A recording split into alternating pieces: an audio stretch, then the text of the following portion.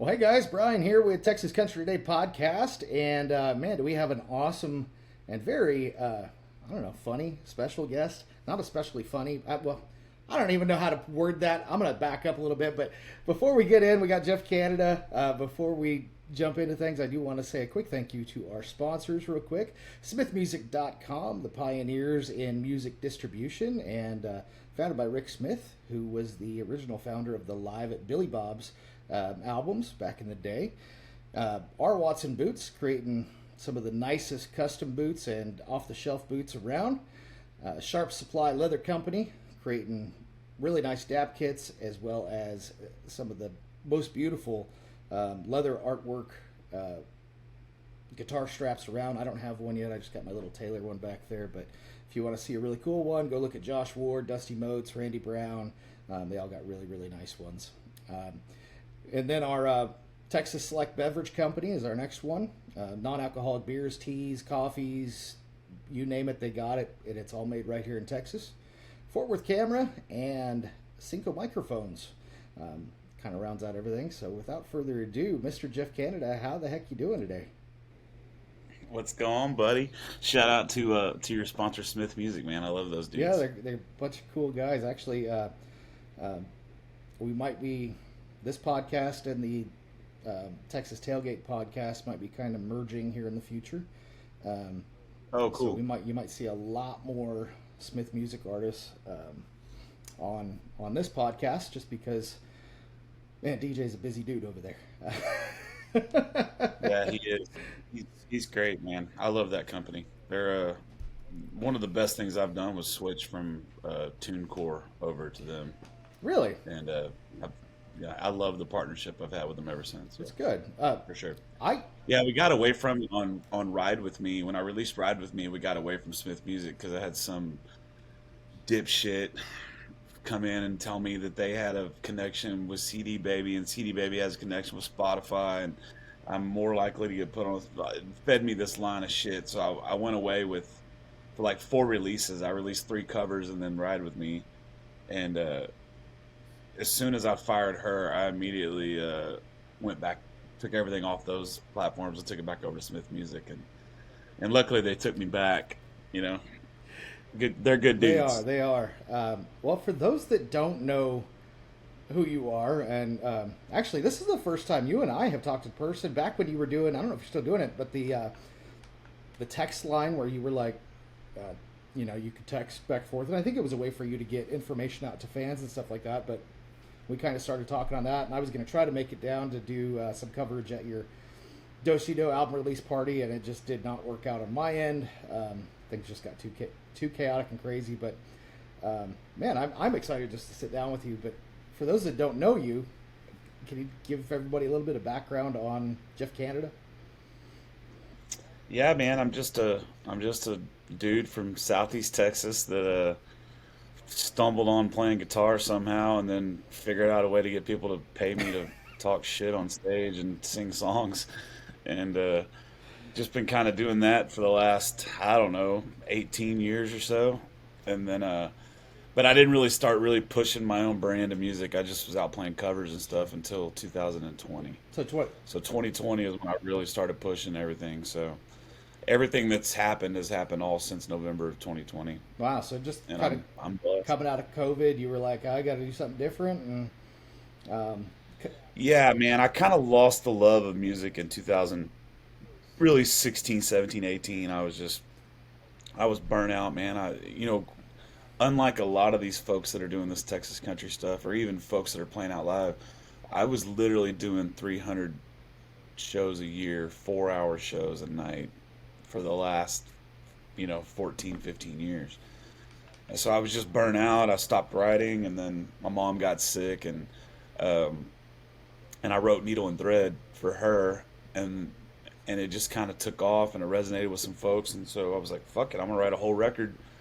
And I wrote, I don't know, 40, 50 songs, and picked the best 10 that we liked the most for the record, and we released it on November 1st of 2020. And yeah, I think there was a lot of shitty things going on for the world in 2020. I mean, it was a bad year, obviously, especially for us musicians. Sure. And for the first probably 3 months of the pandemic, I was one of the loudest, bitchiest ones about the government. And after about 3 months of that, I was like, okay, what can I do? Like, what can I really do to make some moves here? And so I started doing some live streaming, and man, those got so successful. We started doing them 3 or 4 times a week, and then I started getting sponsors, and so money was good again, and I really just focused on finishing my record and releasing that. And I kind of accidentally built this whole fan base on top of, finished the album and got it out there for folks, and been doing this ever since. Now, talking to cool folks like you, and That's awesome, man. touring all over Texas and the country, really doing shows all over the country, and just having a great time, man. Sure, sure. Yeah. Well, so before this whole Live at Do Si Do's album, you had just released Back to Texas, which is a great song. Yeah. There's actually, I didn't know this when I went to go look for it on, I think it was iTunes or something like that. There's 2 songs with Back to Texas, but your album artwork is very distinctive, so it was easy to find. Yeah, but so tell me a little bit about Back to Texas, because man, that song speaks to me. I'm originally from Colorado. A lot of people don't know that. And so That's where I wrote it. yeah, it kind of hits home for me in some different ways. But tell me a little bit about Back to Texas and what that song kind of means to you.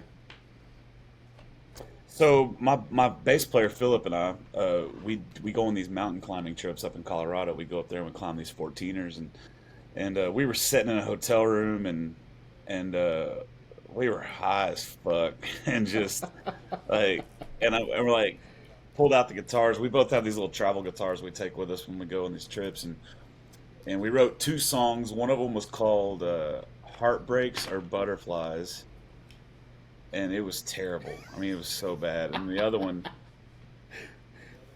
was Back to Texas. I mean, he didn't really do much writing on it, but I still gave him writer's credit on it. But man, I actually just sat down and wrote that song. I was like, man, I can't wait to get back to Texas or something along those lines. And I just sat down and wrote the song, and wrote it in like 5 minutes. I've only changed one line on it between the time I wrote it and the time I released it, which was really cool for me to write that song that fast. Absolutely. And then I got it back and started messing with the production of it, and I was like, man, this thing has to have fiddle.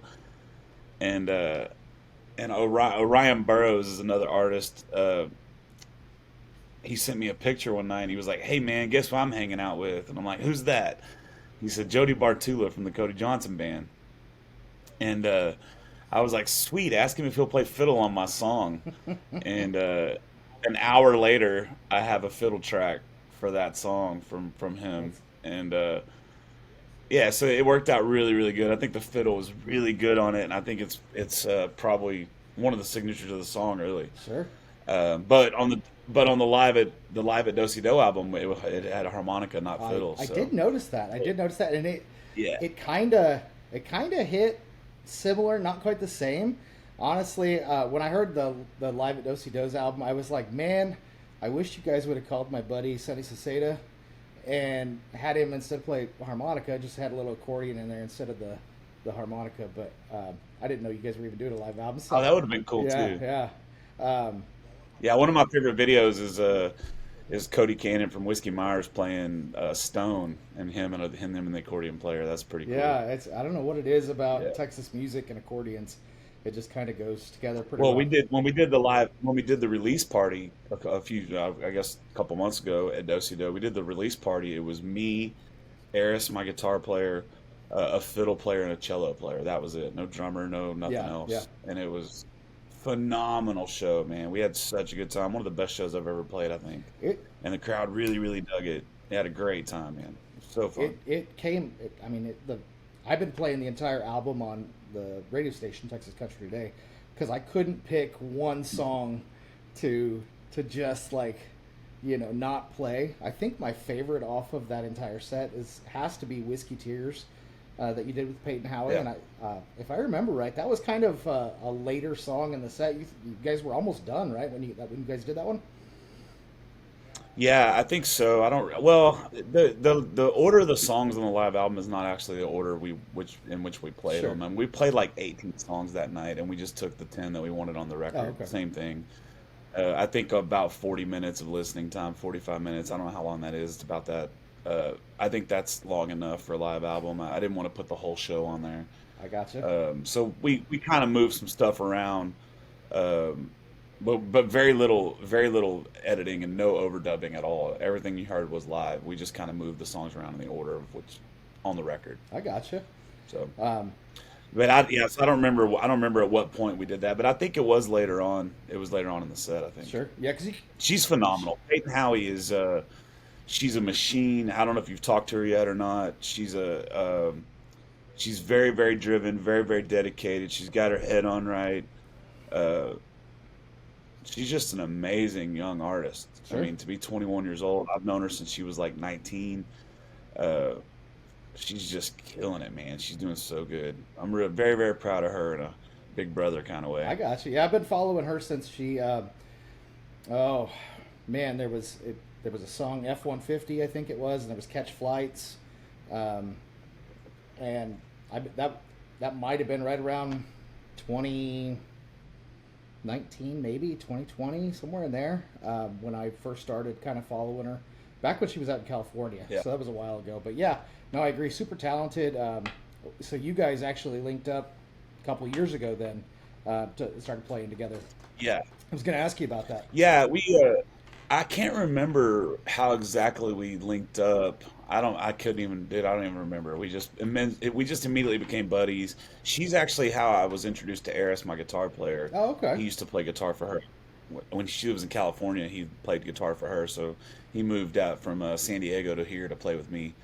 And he's moving on now. He's moving on to a rock band called Rosie Okay. that's doing really, really well. But he's still playing shows with me, but I'm just not the priority I got you. like it once was. And it's perfectly okay, man. I'm more pushing my acoustic stuff anyway than I am the full band stuff. Are you? So Why is that? multiple reasons, man. I think that I'm able to be more of myself on a stage when it's just me and my guitar or me and another instrument, as opposed to full band.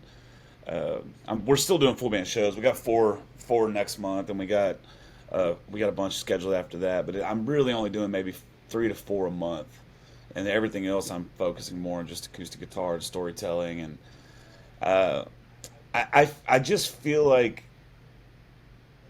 I don't want to just gain fans. I want to gain rabid fans, I got you. right? Like I want to gain fans that'll shank a motherfucker if they talk shit about me. Those are the fans I want. I want fans that are going to drive 2.5 hours to come see me play. Sure. And to me, I'm not saying anything about the way anybody else does it, but for me, I feel like the best way to find those kind of people is when it's just me and my guitar and my stories, and that's it. Get, Uh, I would say there's probably something to that. I think the most famous, I don't know, it wasn't really a full-on acoustic show, but one of the most famous quote-unquote acoustic shows was MTV Unplugged with Kurt Cobain. Um, yeah, ever since I heard when I was a kid, I had the bootleg of Pearl Jam because they wouldn't release yep. theirs forever. But I had a bootleg that I got a friend bought in Europe, and man, I listened to it all the time. And ever since I heard that, I think that was probably around 95 or so when I heard that for the first time, 94. Ever since then, man, my lifelong dream was to release a live record, a live acoustic record just like that. Uh, full band but acoustic, and I did it, and we did it. And I was worried because I didn't think I had the fan base to do it. That was the Sure. problem, because you got to have the fan base. They got to have people that are there to hear you Yes. play. and I just didn't know that I had that. And then when I started selling out Do-Si Do on a pretty regular basis, I was like, well, shit, man, if I can get 400 people in this room, uh, we're doing something right. Sure. The night we recorded that record, there was probably around 180, which is actually way better than 400 because you could actually wrangle the crowd instead of it being a little bit chaotic in there because we get a little our show's a little rowdy, if you know what I mean. I kind of got a hint of that. Obviously, most of my interaction with you up to this point has been via social media, mostly Facebook, Instagram, that sort of thing. But it doesn't seem like you have a issue speaking what's on your mind. Not much of a Mm-mm. filtered person. Um, whether Mm-mm. that's good, bad, or to your detriment or to your benefit, I don't know if that's kind of yet to be seen in a lot of cases. But there were I'm only bringing this up because I think it's hilarious. But there was a little incident at your live album with Do-Si-Do. Maybe some girls that were just, I don't know if they were just being loud. I don't really know the situation. Can you tell me a little bit about that? And obviously, a reaction garnered a little bit of social media attention, but um, Yeah. So basically, we had built this show uh, as a live album recording. And Do-Si Do, I don't know if you've ever been to that room, but it's literally the best listening room in Texas. I mean, I've not been to another room that you go there to have dinner and to sit there and listen to the artist. That's why you go sure, there. So you multiply that times recording a live album, you just really expect the crowd to be a part of that. sure. And there were multiple times the crowd was warned. We, I mean, I tell you how crazy it was, and I think this is why I got the most upset about it was the GM came out and announced us, or announced Peyton. And before he announced Peyton, he said, "Listen, tonight," because Peyton Howie opened up the show. He said, "Tonight, Jeff's recording a live album, and we want everybody to help us out with that." And he always talks about how the room is acoustically pure, so if you're having a conversation, everybody in the whole place can hear it. You can turn off the PA in that place, and I could just sing on stage, and the whole crowd will hear it. Wow. That's how cool of a place this is. And so, and then Peyton said two or three times during her set that hey, Jeff's recording a live album, so let's y'all be on y'all's best behavior, blah blah blah blah. And then Gabe comes out to introduce us, the manager, and he does the same thing again. He's like, "Listen, y'all, like keep it quiet during the songs, cheer, do those things, but whenever he's singing, please be quiet." So, and then our entire intro, bro. So we did this. We recorded the show like 3 or 4 weeks after the new Top Gun came Hmm. out. So we actually walked out and the band started playing the intro for Top Gun. Okay. And I did this intentionally because I wanted to get the crowd's attention. So we started playing the intro for Top Gun, then the band brought it down, and then I made some announcements like, "Hey, we're here recording a live album. I really don't want to be an asshole, but if you're talking during the song, we're gonna stop the song, we're gonna start it over, and we're gonna play the same song until we get the right cut." Because I didn't want to do multiple shows, I didn't want to do all those Sure. things. I just wanted to do this one show and catch it. Uh, well, on the third or fourth song, I knew I was gonna have a problem with this table. I knew I was gonna have a problem with this table when Peyton was playing. And about the third or fourth song, I started setting up "Needle and Thread," which is my mom's Yeah. song. Which to me, it may not be the most important song to me. I don't know, but it's definitely in the top two or Sure. three.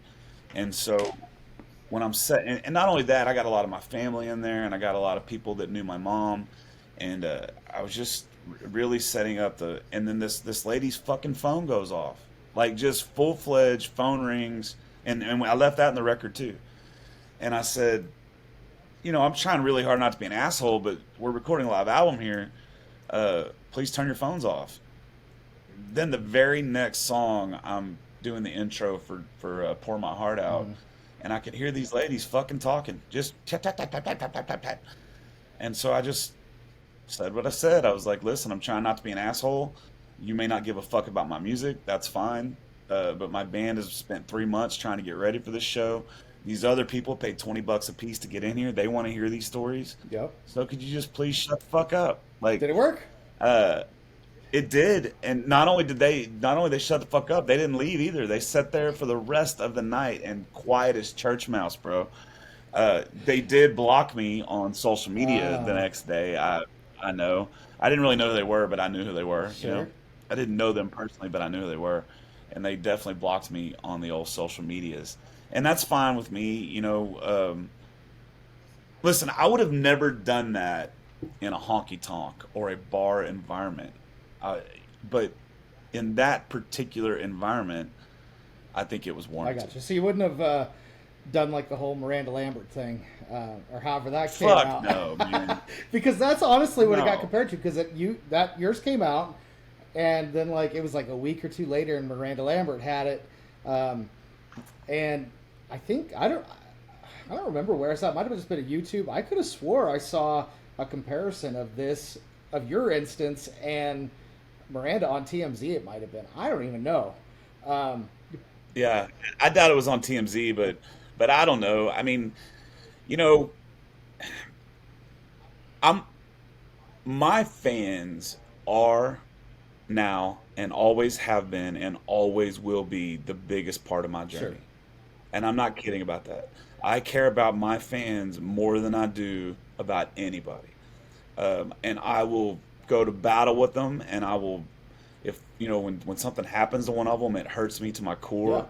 I talk to them a lot. I mean, I interact with them a lot. If someone messes me on social media, it's me talking.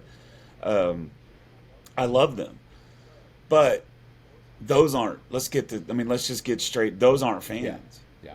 Those people are not Yeah. fans. They're they might have been fans. They might have liked a song or two, Sure. but if they were fans, they would have shut the fuck up and listened to the music. Absolutely, man. It, the difference between my situation and Miranda's Lambert situation is those people are fucking fans. They just wanted to catch a selfie. uh, You know, that's it. And those people are fans, and you shit on your Yeah. fans.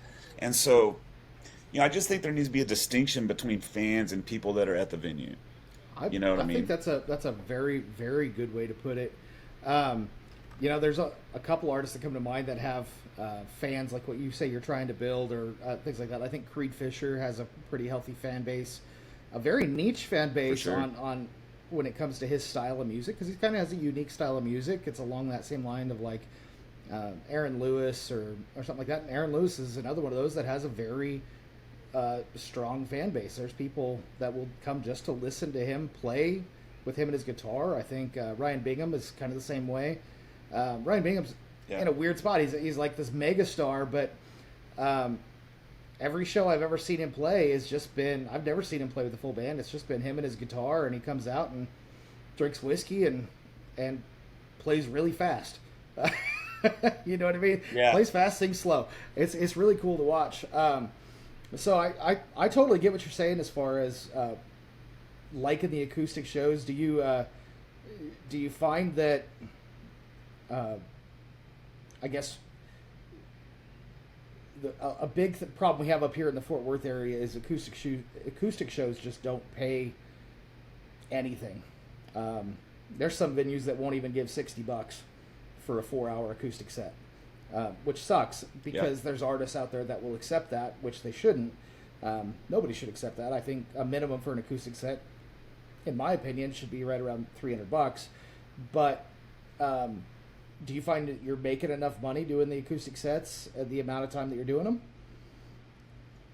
Yeah, I mean, so I have a weird take on all of that. I used to be like when I was in the cover scene, I would get mad when somebody was going out and playing an acoustic show for $175. I've totally 100% changed my view on that. Now you are you're gonna get what you're Sure, worth. You know, these venues that do $60 to some people, I mean, a lot of those venues are paying me 500. sure. You know what I mean? And I know what some other guys are playing for there. And it's about it's about building a product that people want. So I think whenever you're not making enough money as a musician, the first thing you need to do before you start blaming the industry and blaming bars and blaming booking agents and all that shit is you have to take a look at your you have to look at your take a look at your own product, your own show, your own personality. What are you doing? You know, I've I've done a really, really good job of building these relationships over the last 20 years with folks, because I'm real, and I'm like the things we talked about before. I'm honest. What you see is what you get. Yeah, I'm not gonna blow some smoke up your ass. Um, I don't really have off days on stage, if that makes sense, just because I'm so seasoned. I mean, I've been doing this for so long and playing shows in front of people for so long that it's natural to me now. sure. And so you got to look at yourself. Are you a guy sitting on a bar stool playing? Are you playing songs or are you performing songs? That's got to be a question. That's you know, You know, I are like the you? way you phrase that because um, I've talked to a lot of people, a lot of different band managers, radio promoters, program directors, this, that, and the other, and there's I tell young artists all the time, there's a million and one very talented people out there, and more than likely there's at least 50% of those that are probably more musically talented than you. And I don't, you Oh, know, yeah. you know what I mean? And I don't say that to them to offend them, but I need them to realize that talent is not what's going to make it. An entertainer, Mm-mm. a performer, I will take somebody that has some vocal shortcomings, but is a really good entertainer. I will go see them in a heartbeat over somebody uh, that can sing notes like a professional opera singer, and that's just because that's the kind of things I like to see. And I think a good example of somebody like that is, um, well, I don't know. If you've ever, I don't know if you've ever watched Sonny Saseda. Sonny Saseda is I so have he's a not. three-time Grammy-winning Tejano artist. He's an accordion player, this, that, and that. He's trying to come into the country music scene, but his Mm. whole performance is very much built around entertainment. Um, Singing is there, and that guy can sing just about anything. But first and foremost, Right. he's an entertainer. Um, and I think there's something, and you tell me what you think, because you're kind of you're taking that route. If you look at like Bree Bagwell likes to play a lot of the um, honky tonks and big stages, festivals, things like that. But um, Paul, her, I think they're just dating still. I don't think they're engaged, but Paul, No, he yeah, likes to yeah, play the theater scene. You know what I mean? He likes to play the Arlington music halls and the downtown Cowtown ISIS and the listening rooms. Um, yeah. so obviously you like to play more the sit down, listen, and play kind of things. Um, what made you make that kind of decision? Just that's the kind of fans you enjoy, or the shows you like playing, or what? Well, I like them both. Don't get me wrong. Like I mean, when I go out on a festival and there's 2,000 people in front of the stage or whatever, or two people, Sure. you know, just depends on the Yeah. festival. And I'm with my band and we're up there and we have a great time, man. I love playing those shows too. I also really love playing the storyteller shows. But to me, it's about what gets me more quality fans. And to me, people that go to festivals go for the festival. They go for the party. They go to see the headliner or they go to just get fucked up or, you know, and just have a great time at a festival. It's a festival. Sure. And I have great times at those festivals too. But there's something about a fan that goes to a listening room. They're going to listen. They're going to hear music. And a lot of those people go to those rooms not even knowing who's playing. Sure. And to me, those are real music fans that are in it for the lyrics, that are in it for the story, the pure heart of the song, as opposed to just standing out in a field tapping your foot, grabbing girls' asses and shit. Uh, Again, they're both fun. They're both. I mean, I love them both, and I'm not saying that I don't like the fans I make from those shows. I Sure. absolutely do. I mean, I've had some great times.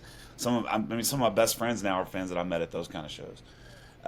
It's just it just hits different whenever you're playing for people that are there to watch, to listen to the music. You know, Sure. it just it really hits different. And so that's just kind of what I'm doing. But the big thing is going back to the whether you're worth $500 or whether you're worth 50 Sure. bucks. Show days, like your work does not start when you sit on that bar stool. It's a good way to put it. Your work does not start when you play that song. That's not when your work starts, bro. Your work starts in the morning when you wake up and you post on social media that says, "Hey, I'm playing at this venue today." 70% of artists don't do Sure. that. I don't know if that's, I mean, I'm pulling that number smooth out of my No, ass, it's a big but portion. but but a lot of artists don't feel they have to do that. Okay, that's the first part. Second part, answer your fucking text messages, answer your direct messages. There's a lot of fans that want to know more information about your show that night. And if you're the kind of guy that doesn't want to answer those because of whatever reason, I'm not, whatever, it could be, I don't know why.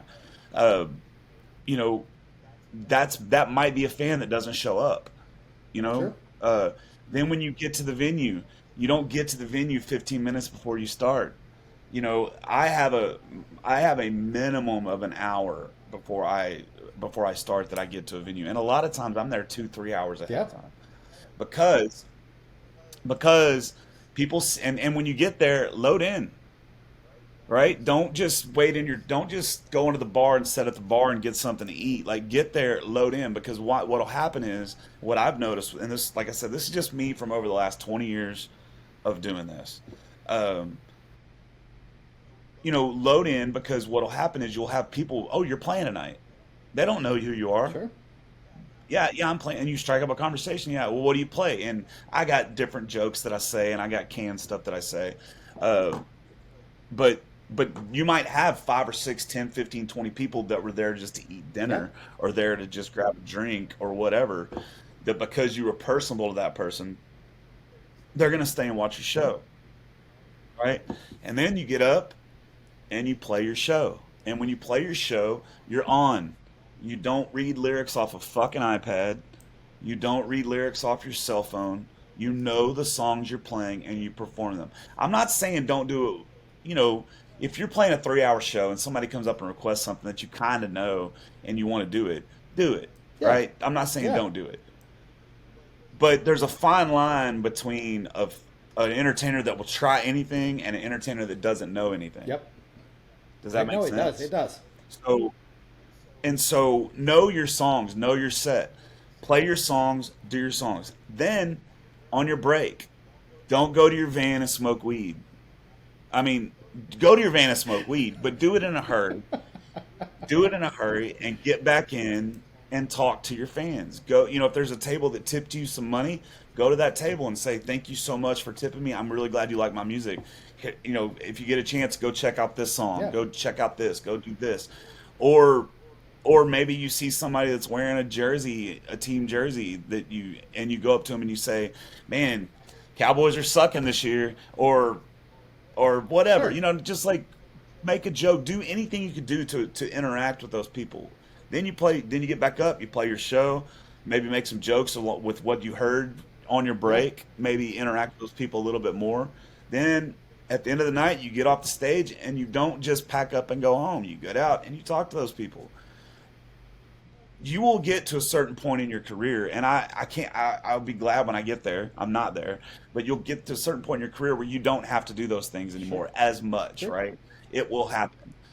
Um, but when you're on our level, dude, when you're on this whole building a brand level, uh, which I feel most of us are on, that are in the Texas country Sure. scene, that aren't Wade Bowe and Randy Ross, not those guys. I'm talking about, you know, me and Trent Cowie and Peyton Howie and that Yeah. level Yeah. of Yeah. artist. Um, you know, you every interaction matters when it comes to relationships and networking. Sure. And so show days, it's an all day thing, right? It's not whenever I want to mess with it. And then when you're not having show days, on your off days, you're still in this.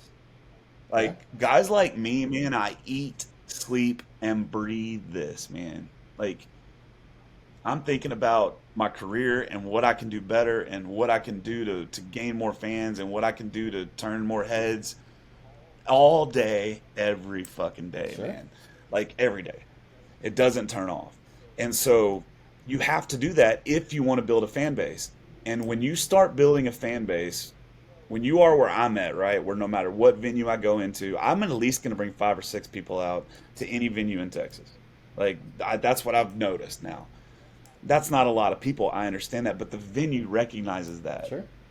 Okay, so who do you think they're going to pay 500 fucking dollars to versus who do you think they're going to pay $50 to? Sure. So what I'm trying to say, it's I know it's not always fair, but as an entertainer, as a performer, as a company, as a businessman, you have to look at your own product first. You got to look at what you're doing first. That is the most important thing.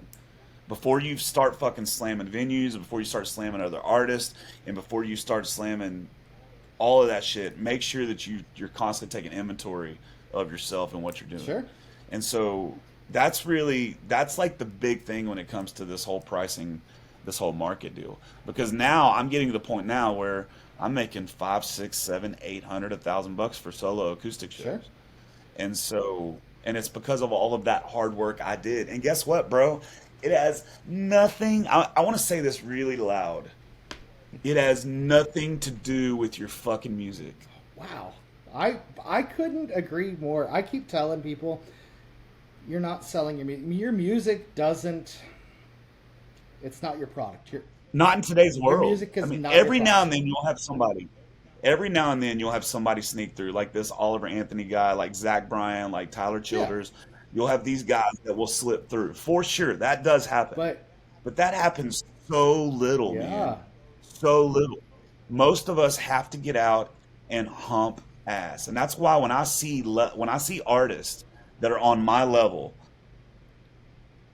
roll into a venue and stay on their bus or stay on their van and not and have their band set up their equipment and then they go out and they play their show and then they go to the merch line, they sign some autographs, then they get on their bus and they go. They don't hang out for the opener, they don't hang out for the closer. They When I see that go on, I'm just like, you are someone that I cannot I we are not on the same Sure. level. Like I can't I just can't I can't respect your game. Um, It. all of us have busy lives for sure, and sometimes you got to get down the Sure. road, and that happens. But whenever that happens, man, go to those other bands and tell them, hey, I got to get out of here, man. We got to show it, or we got to show it, Yeah. whatever. Or hey, my kids are sick, or I'm not feeling well, or something. But man, if if you go, like, I'm gonna give you a prime example. I won't say who it was. They'll know if they hear this. And I don't have a personal problem with them. I don't have a personal problem with them. But on my birthday party last year, we played at Sawyer Park Ice House in here, and the venue hired a band that is a little bit more well known than I am to open up for Sure. us. Uh, those guys are good. I like them. I like their music, but like they could give a flying fuck less that it was my birthday. Yeah. They could give they they listened for like one song, maybe 2 songs of my set, and they fucking bolted. Um, I don't know, man. To me, that's just a lack of respect to who you're on your bill with. Yeah. And if anybody wants to know why people remember me and why I've been able to gain the fan base I've been able to gain, it's because when I play a festival, I'm the first one at the festival. I'm there all day. I'm the last one to leave. I hang out with everybody there. I talk to all the artists. I talk to all the merch guys. I talk to I mean, Sure. everybody, whoever will talk to me, I'll talk to. Sure. And so that's just got to be what it's about. And if you don't want to do that, that's fine. I understand there's introverts out there. I get it. And you don't want to do that, that's fine. But you can't bitch and moan when you're not gaining traction. Sure. And you know what? You just I will can't. say that there are some artists that are not. There's some really big artists that are not big into that interaction, but they found other ways to communicate with their fans that made them comfortable. And I'll tell you one that's really a big one is Co Wetzel. That dude he's really shy, but he found a way to create a persona that is Co Wetzel, and then his normal self. He doesn't give that to the public, and that's okay. You know what I mean? That I think that's 100% okay, because it's hard to give all of yourself to as a public entity to people. You have to reserve, I think, something for yourself. But man, Fuck, I need to take that advice, I guess. well, some people are just built different. I think you might be one of those people. It's just built a little different. Dude, I'll be taking a good shit, and I'm like, man, how do I let my fan base know how good this is right now? Oh man. You know, when you're 44 years old, those don't happen all the time. So it's like, it's just kind of the way I am, man. And you know what? My heroes are that way, Sure. dude. Ward Davis is that way, and I love his stuff. Creed Fisher's that way. I love his stuff. It's just like, I don't know, man. What you see is what you get, I bro. gotcha. And take it or leave it. If you like it, cool. If you don't like And it, I'm for sorry. those that don't understand what you were saying about going out and listening to the opening band and stuff like that, and when you said, you know, when you get to a certain level, everybody in Texas you think is on that level, and I would agree.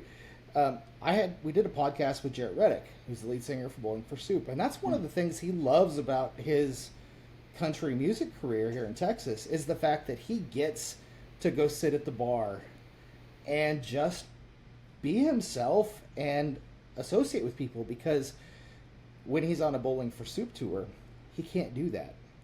Too many people Right. know him, and if he went out during the opening act set, he would be more of a distraction for the opening band, and it would be more of a disrespect to that opening band because the attention would no longer be on that opening band, it would be on him. And so I Right. think that's what you were kind of talking to when you're talking about the different levels. There's very few people that I think even in Texas are on that level. Um, think what you want of some of them, but I think Josh Abbott is on that level. I absolutely think Randy and Wade are on that level. Pat Green's probably on that level, but Willie Nelson, really, there's not too many more people, George Strait, that are touring in Texas on a full-time basis that are at that level. So I really think fan interaction and realizing that your persona, your all that is the product, because I was talking to a young artist down at LJT, and I was talking about he just looked really stiff on stage, and I'm the kind of guy, and Dusty gets so uncomfortable when I tell artists what I think about their performance and what they could do to make it better. He's like, that's not my lane, man. I'm like, yeah, but you know what? If somebody's got to tell them, otherwise they're not going to grow and learn. But I just told him, step away from the mic stand every once in a while. Just get some body movement, loosen your shoulders up, and it'll loosen you up. You'll get more relaxed, and make some eye contact. Don't sing the whole set with your eyes closed. And I realize it's probably because you were nervous. That's fine. Nerves are fine. But here's the deal. The minute I don't care if you can sing or play a single note, the minute you step up behind a microphone with a guitar in hand, somebody in that audience has already put you on a pedestal.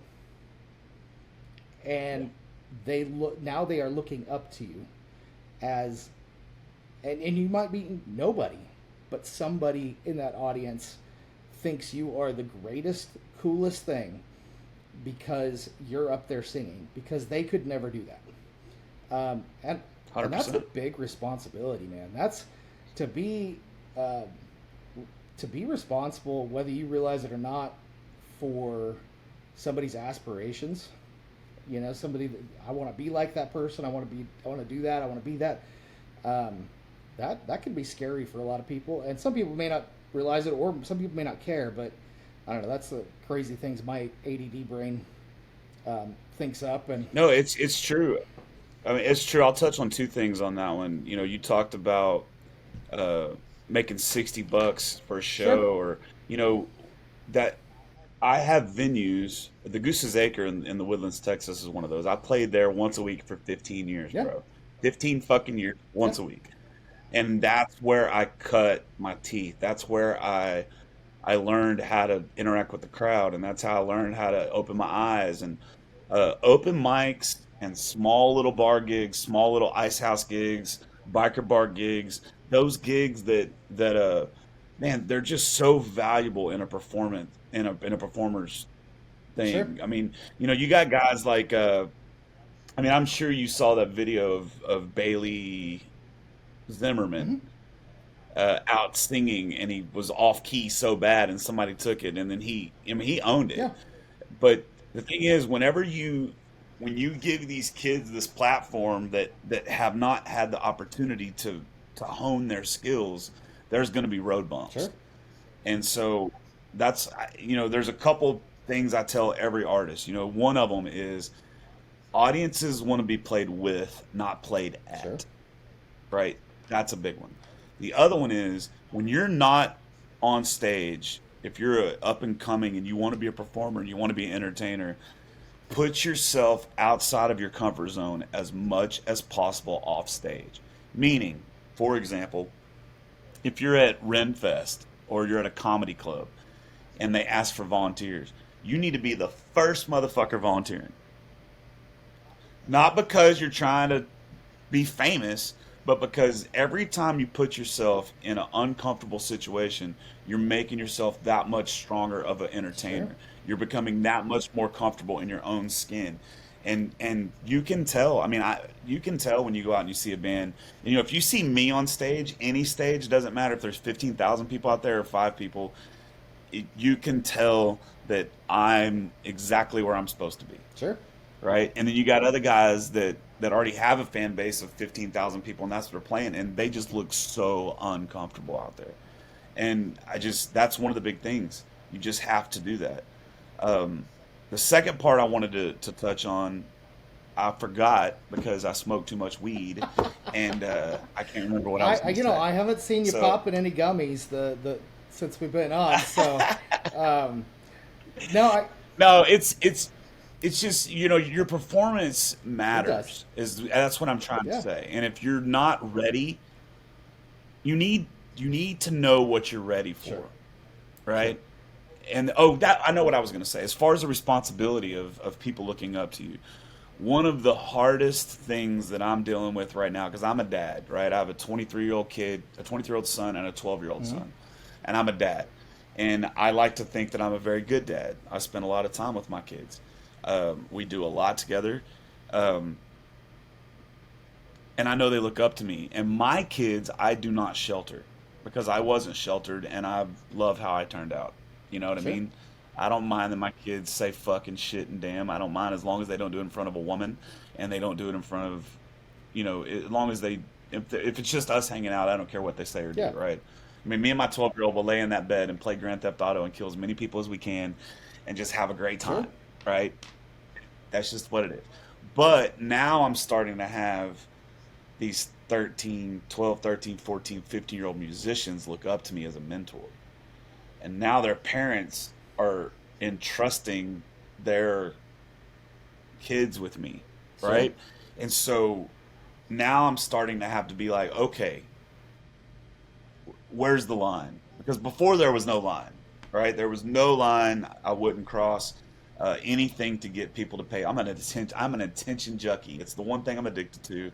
I'm addicted to attention 100%. And I would do anything. But now it's like, okay, now I have my girlfriend's daughter who's 7 years old, and I have, Peyton Riley, who's an up and coming artist who's, 14 years old, and just these different people, and it's like, what do I do? Do I tone things down because I've refused to do that to this point, or do I just keep doing what I'm doing, and just, you know, Yeah.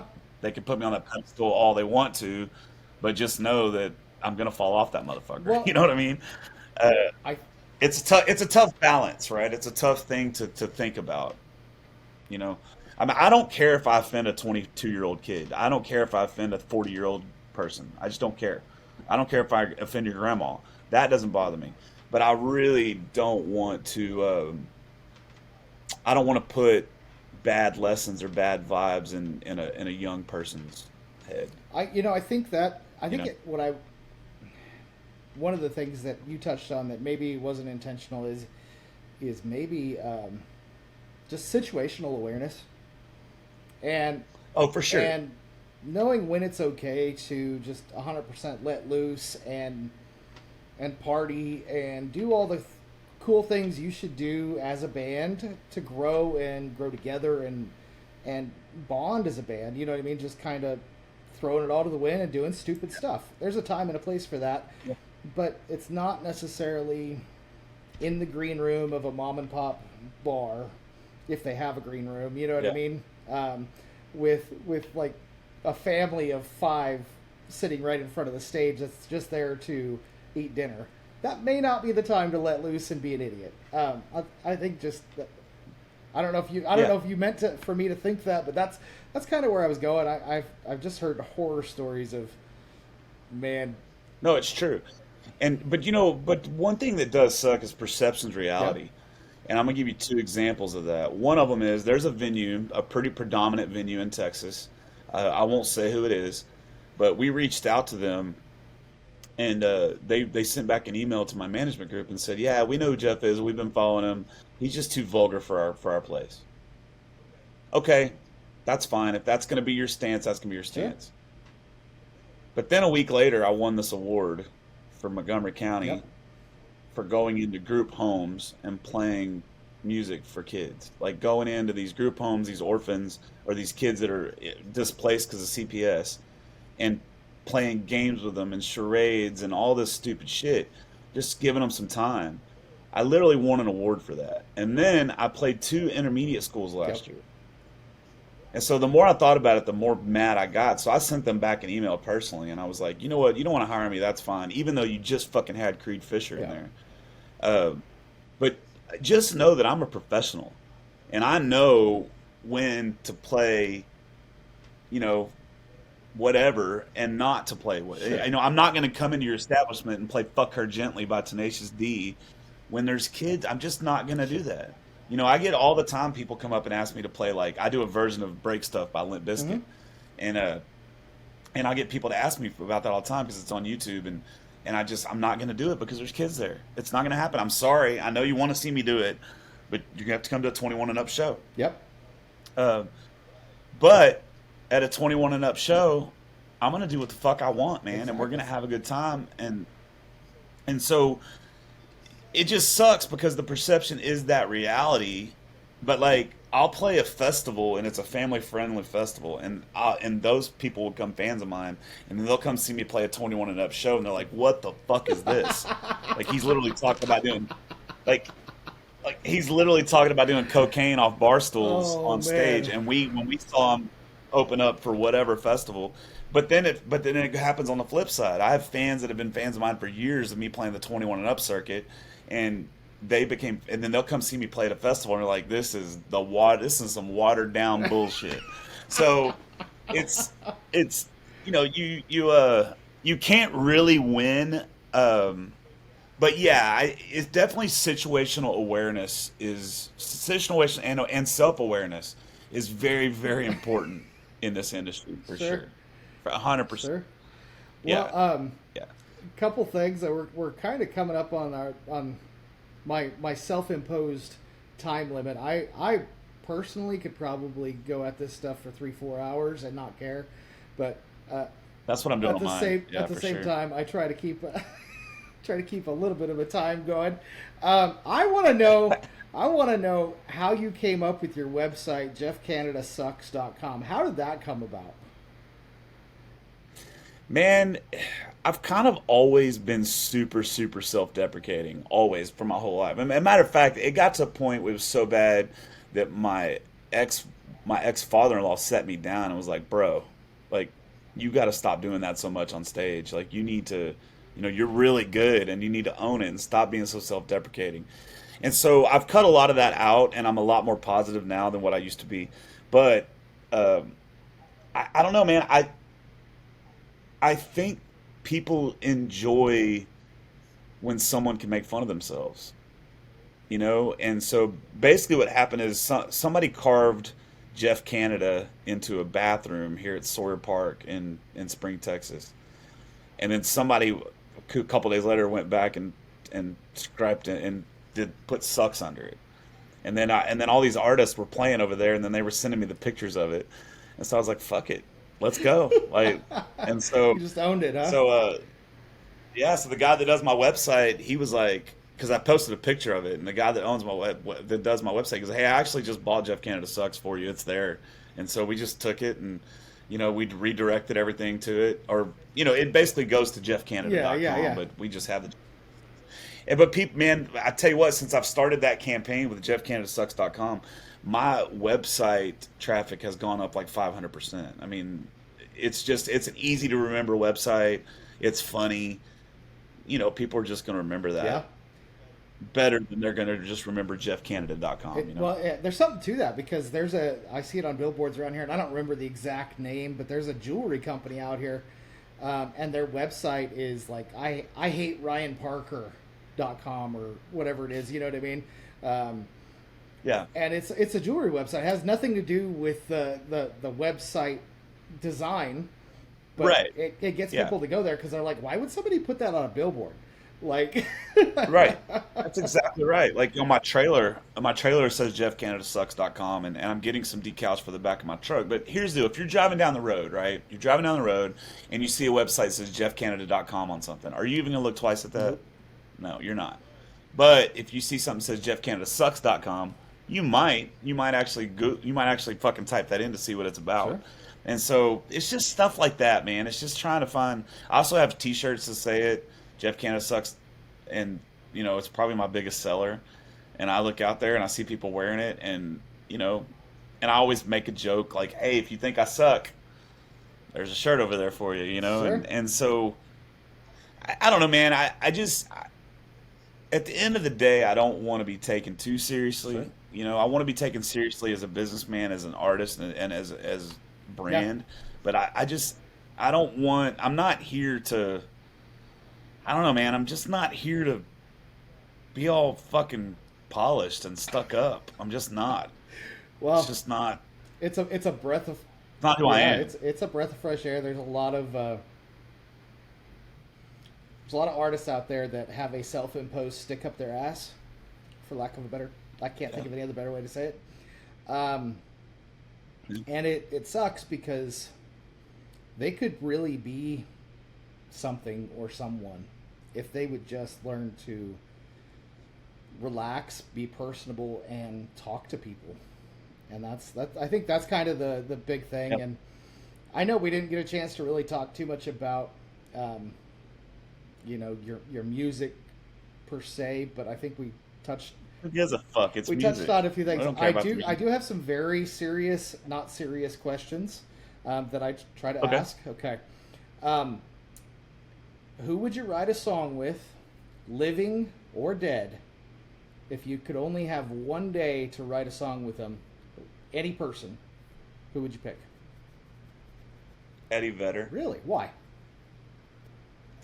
Um, I I love his phrasings on stuff, and I love his lyrics. I love how he can make something make sense without it making any fucking sense at all. Mm-hmm. Um, I really, really, really like his music, man. When you hear songs like "Just Breathe," or even the older stuff like "Even Mm-hmm. Flow," I mean, some of these songs are just so good lyrically. Um, and plus, I just want to pick his brain and maybe make out with him because he's a good looking man. He's a good looking. Uh, Well, we can no, see where you're trying to take your brand to expand. I'm just saying. that's funny. Nah, he's just I think he's just a real human that enjoys music, and I think that's why that band's been able to stay together as long as they have, Sure. and nobody die. You know, um, just him and Dave Grohl to me are like my two biggest heroes, especially in the rock Sure. world. So I think Eddie Vedder would probably be the one that I would say that I would love to sit down and write a song with for All sure. right, and then um, The next one is a question traditionally asked by Braxton, Dusty's son, and it is, "What is your spirit animal?" My spirit animal is Dalton Domino. That's an interesting answer. Dalton Domino. Dalton Domino is my spirit Okay. animal. I haven't met him yet. I have not met him yet. But the way that guy can just say a simple sentence on social media and fucking stir up a shitstorm makes my little fucking troll heart so happy, dude. And so uh, I, I really want to meet him, and I love to write with him too. I mean, the guy's so talented, Sure. man, and he's just, I love how real and honest he is, and I love how he doesn't seem to have any room for Yeah. bullshit, and I'm kind of that. That's kind of the way that I am. So I think he's my spirit animal. I know he's not an animal, It but works. uh, You know what? There's no if it's wrong answers here. So yeah, if it's not him, it would probably be a sloth. okay, there's probably something in that. Um, and then Just because just be just because how slow they move mirrors my career. You I know what I mean? gotcha. Well, the other thing is I've been staring at your wall this whole time, and I've kind of deduced, and you can tell me if I'm wrong, but it looks like the black electric is a Gibson, and then there might be a Telly right behind you, and then a Martin like D something. No, None of none of those. those. Okay. Nope. Actually, the one over Yep. here, you can't see it. So, oh That no, one, yeah. that is a that is an LTD that was given to me by a really good friend of mine. I've never played it. I'm not a fan of those style guitars, but it looks cool on the Sure. wall, and because it was a gift from a friend of mine, I Yep. love it. This right here, this acoustic is a Seagull. That was actually my first gigging guitar. I played well over 3,000 shows with that Okay. guitar. Um, Loved it. And then one day, after I bought my new guitar, started using that. I had that one in like a soft case, Uh huh. and I put it in my truck, and I slammed my door, and it crunched Oh in, no. so it's not playable. So it just hangs up there. Okay. This Telly right here, that is a Hey, all Telly. right. That is a 19. That's a 1994 uh, Japanese flame maple Telly Okay. that I looked for. I looked for a long time before I found it. Japanese in the 90s were making the best guitars, man. Way better than anything that was coming out of the USA from the Fender shop for Okay. sure. And then this other guitar, I have no idea what that is. My dad found it in an attic of a house he bought and gave it to me. So I just wanted to throw some guitars on the wall. I'm not a big I'm not a big sentimental guy, if It that makes does. sense. So my guitars are tools. I play a Taylor 818 is what I play with a Fishman Infinity Matrix pickup in it. I just sold my Dove that I bought that Randy Travis had signed. I just sold it to Philip. And then I have so basically I have the Taylor and I have my Telly, and those are my two guitars I play live.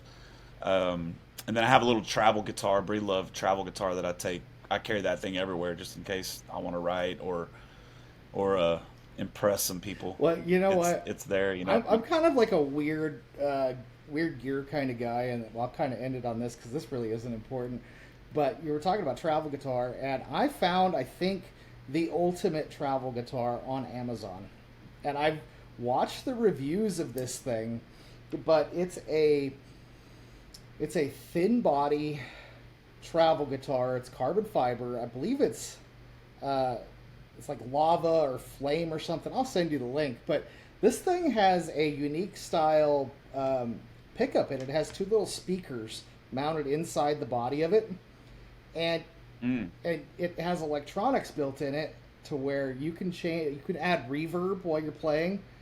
The sound Oh holes yeah. on top, um, and for a like $400 guitar, I think every musician needs one of these just because they are without the one without the electronics is 100% waterproof.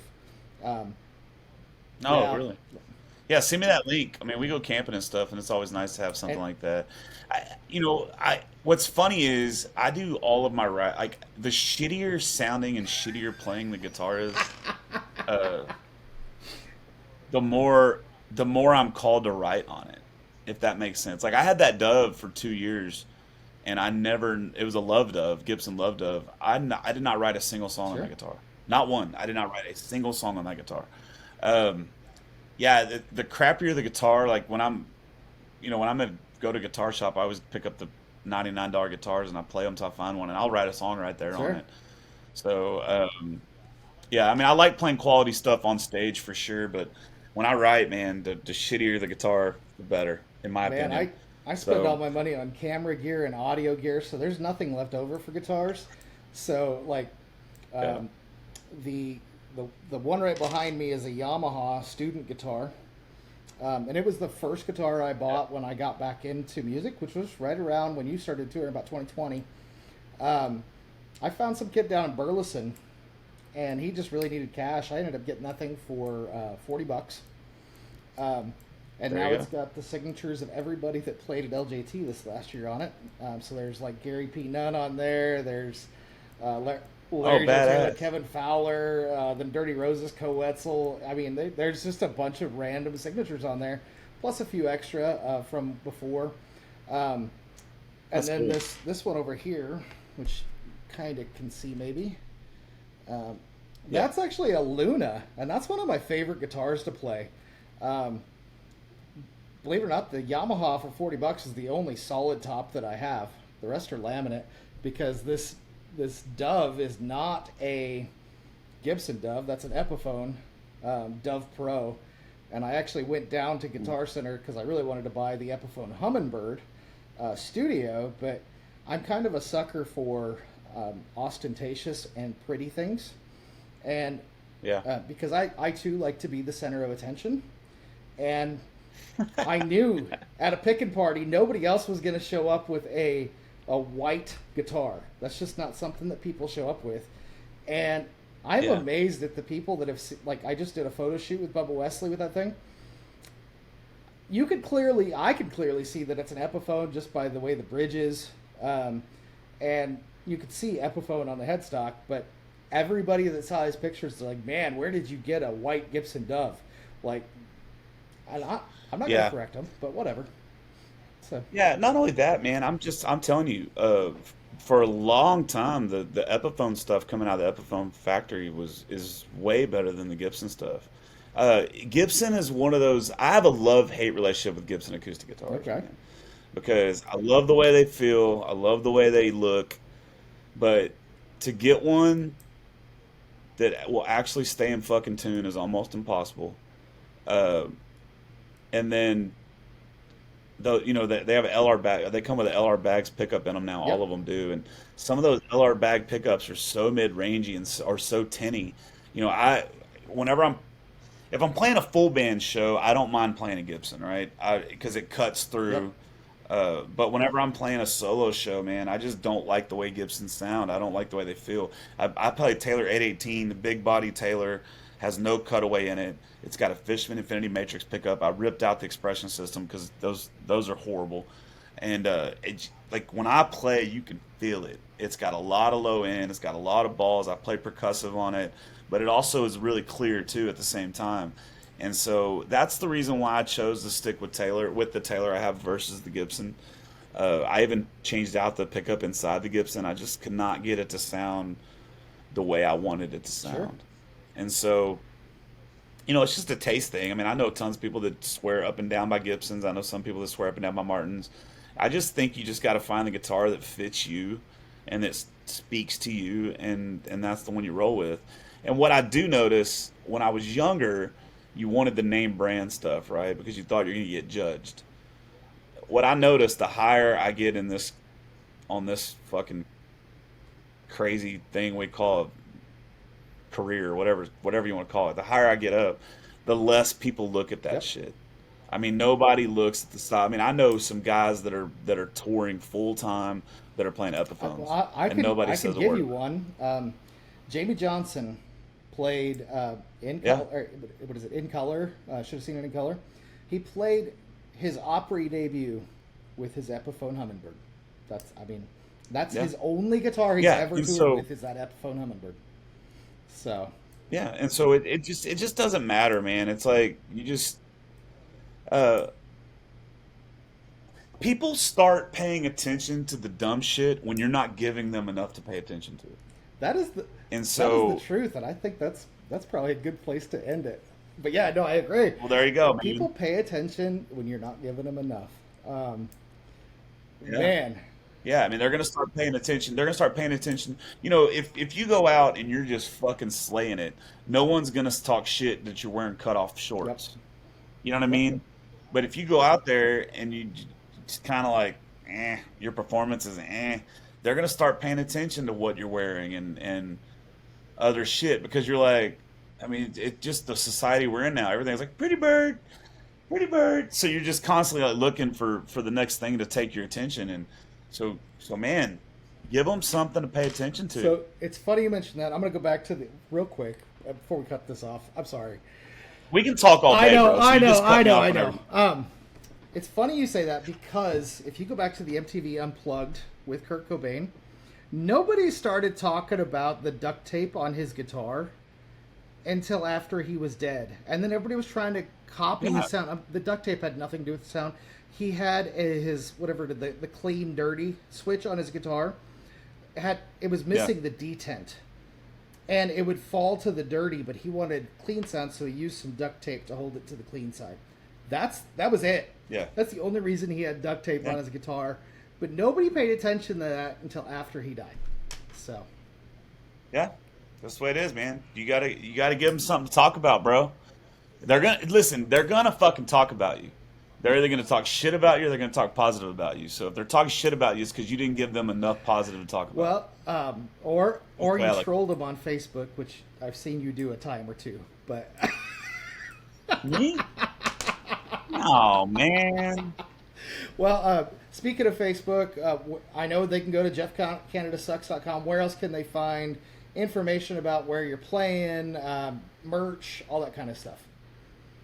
Yeah, everything's at the website, or you see how active I am on social media. If you follow me on Instagram, Facebook, TikTok, they're all Jeff Canada Music, all of them.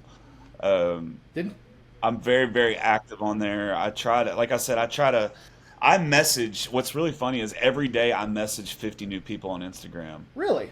um, to try to, yeah, to just try to like spark up conversation with them and try to get them to eventually get, be like, hey, by the way, go check out this song, Yeah. Um, yeah, I try to do 50 new people every day on Instagram. I Um, think I really like interacting with folks, it's you did fun. that to me, and it got me to listen to. It was back when, like I said, I don't know if you. I think it was Monsters. Yeah, that's how I found. Yeah, probably. That's how I found the music video to Monsters, which is what got me to start listening to your music, which teed me up perfect for Back to Texas. So, um, Yeah. Monsters is one of those songs, man, that I really, I don't know if I wasted it, um, if I released it too early. I don't know. It's one of those songs I think it's the most impactful song that I have. I think it's definitely the one closest to me that I have. The video, I think, is a very important conversation that we need to talk about. Um, I really, that's one of those songs, not for me. Uh, Even if another artist was to do that, that's one of those songs and videos and messages that I wish would go viral. sure. Again, not because for me, and not because it's not about that. It's, man, I've lost some really good friends to that. Uh, and I've almost done that, and so I wish that mental illness and depression was a little bit more, Something we talked about.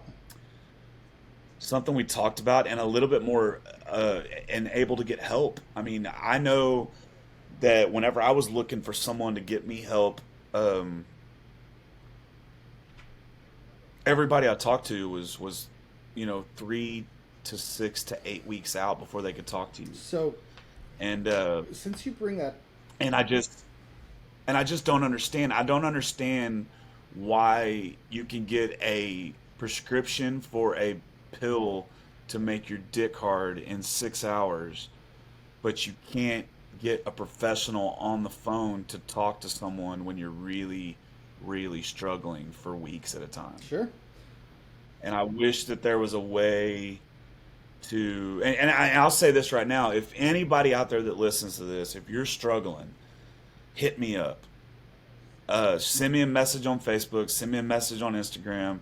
I promise you, I will have a conversation with you, and I will get you my number, and we will have a talk. And um, I, I just, no, to me, there should be no reason why anyone feels alone, and there should always, we need to have um, more resources when it comes to helping people that are struggling in that area. I Because man, this it's because life is hard.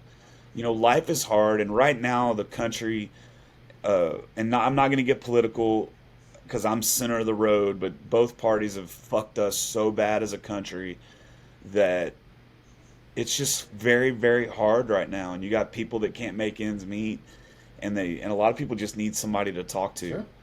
And so I will be that person. By all means, contact me, um, or the suicide hotline. I think you can now dial Yep. 811, Yep. right? Is it 811. 811?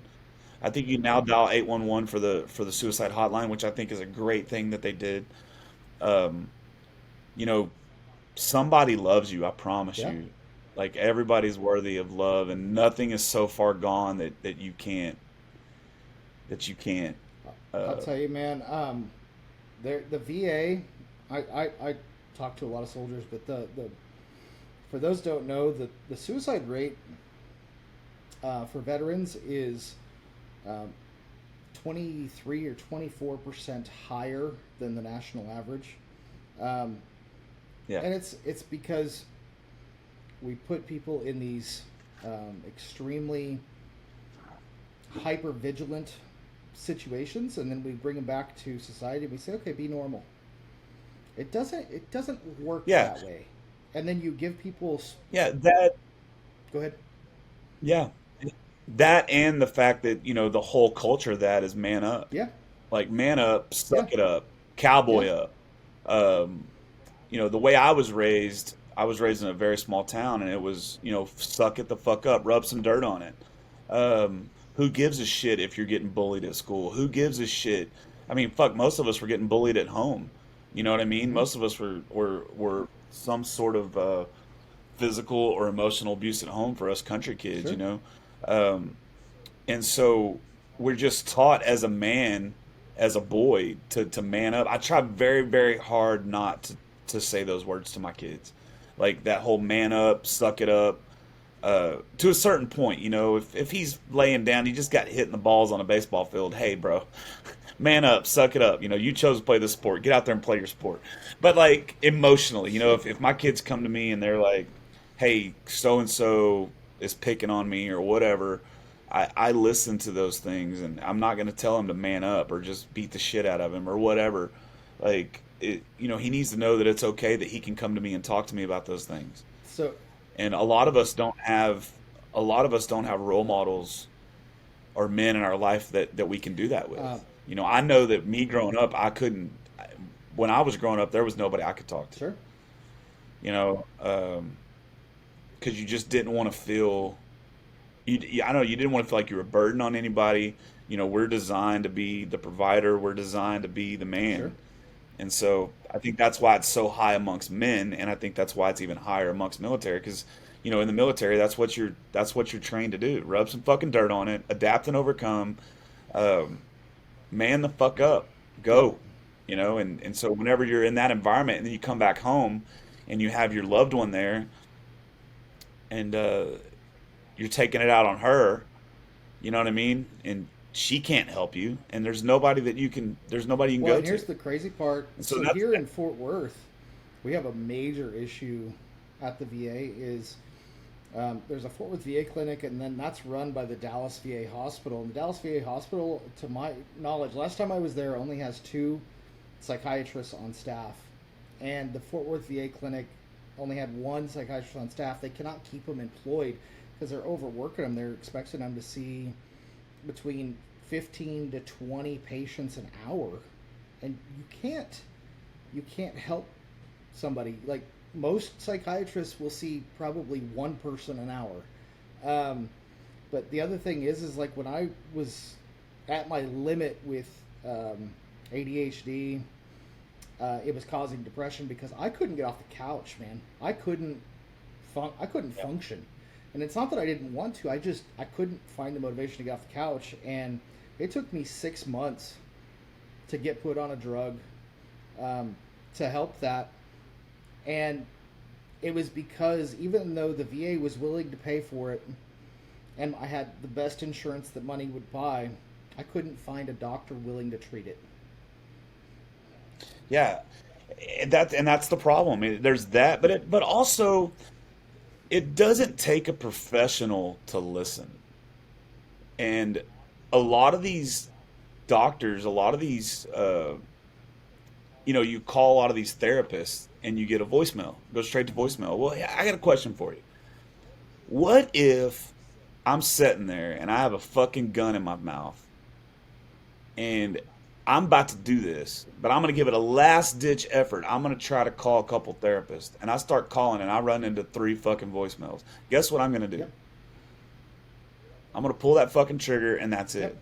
So in my opinion, have somebody on your staff that answers your phones and says, hey, okay, yeah, I understand you're going through some shit right now. The doctor's not available, but what? Let's get you some help. Let's do this. And then that person needs to have 6 or 7 more contacts that they can pick up the phone and call, or get you onto the speed dial, onto the suicide hotline, or whatever. Some sort of a vehicle to get you someone that will just fucking listen. Yep. That's it. A lot of times you just need somebody that will just listen to you. Yep. And so, again, I'll put this out there. I will be that person. I will. If you're struggling, send me a message on Instagram, send me a message on Facebook, TikTok, whatever. Send me a message, an email, whatever you got to do. Send me a message. I will get you my phone number, my personal phone number, and I will talk to you until fucking 4 a.m. if we have to. Like, I don't want to lose anybody else because they didn't have anybody to talk to. Yep. And so and that's going to be a hill. That's going to be a hill that I'm going to die on. That's going to be something that I'm going to take to as far to the end of my career as I possibly can. Sure. I will always, for veterans, for first responders, for anybody, man, it just does not matter, dude. Because life is hard. Life is difficult. We live a hard life. Nothing about it is easy. Even if you have all the money, doesn't matter. Life is hard, and so we just need more people to listen. If you're going into the music business expecting this to be all peaches and cream and easy, you got another thing coming, because this is probably one of the most backstabbing, clicky, just like uphill battle businesses I've ever been in. I love every second of it, but. Yeah, it's not for the faint of heart, for sure. Yeah, it's rejection. No, and then you'll get a yes, and then those people will fuck you over, and then you know what I mean. You're right. It's not for, if you're somebody that's easily offended, or somebody that can't take criticism, or somebody that can't take shit talking, or if you just can't take negativity, if you're a sensitive person, this is not the business for you. So all this crap that's one of the things that I said I wasn't going to say this again, but I'm going to say it one more time. One of the things that agitates me about this industry is this whole thing about don't say anything negative about other artists. Don't say anything negative. Whatever you do, don't say anything negative. No matter what they did, don't say anything negative about other artists. Man, you know what? Chill the fuck out, dude. People say shit about me all the time. I don't give a fuck. Say it. And if you're one of those guys that can't take somebody talking a little shit about you, then you're in the wrong business. I agree, man. I'm not saying be an asshole to people. Definitely don't be an asshole to people. But if somebody deserves some shit talking, talk some shit about them. If they can't fucking handle it, they shouldn't be in this business. That's my opinion. That's my opinion. Well, Jeff And I won't say anything else about this. Positive. I'm positive Polly from here on out. No more negative. Believe that. But Jeff Canada, everybody. Jeff, thank you so much for joining us on Texas Country Day podcast. And once again, big thanks to our sponsors, smithmusic.com, R. Watson Boots, Texas Select Beverage Company, who am I forgetting here? Sharp Supply Leather Company, Fort Worth Camera, and Cinco Microphones. And Cinco Microphones provides all the microphones for Texas Country Today, Texas Country Music News. And if you've ever heard a live concert recorded by me, it's been recorded on a Cinco microphone. Great products at a cheap price. So other than that, man, sweet. Thank you so much for joining us today. I know we went a little bit over what I normally do, but I think it was worth it. I think that was stuff people needed to hear, man.